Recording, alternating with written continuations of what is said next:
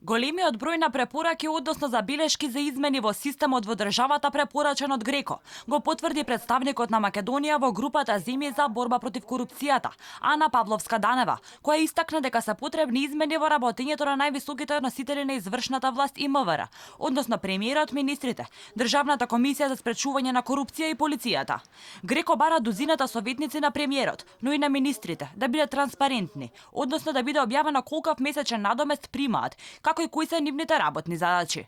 Препораките на Греко накратко се сведуваат на тоа дека владата треба да донесе нов етички кодекс или пак да го измени постоечкиот етички кодекс за министри и за други избрани и именувани лица од владата, каде што владата ќе предвиди санкции за министрите и за сите именувани лица кои нема да го почитуваат тој етички кодекс. Истото се однесува и на полициските службеници. Од вкупно 23 пораки, дури 14 се за работата на МВР, каде е заклучено дека внатрешната контрола во МВР не е доволно одделена, односно самостојна во однос на евентуално политичко влијание и влијание од страна на министерот.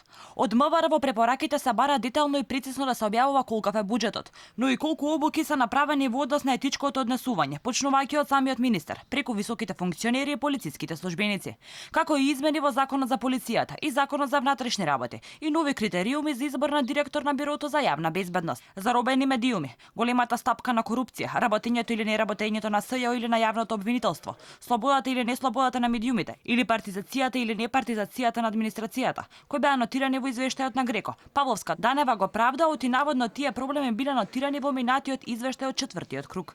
Изминативе денови видовме неколку разни информации и искажувања од пошироката, од стручната јавност.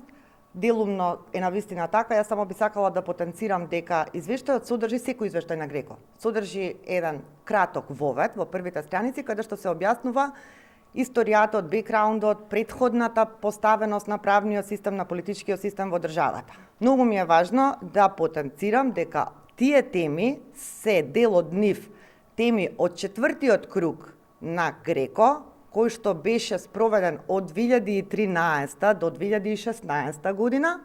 Греко препорачува и донесување за закон на лобирање и забележува дека во нашата држава нема регистрирани лобисти. За исполнување на овие препораки, истакна Данева, Греко даде рок од 18 месеци, односно до 30 септември следната година.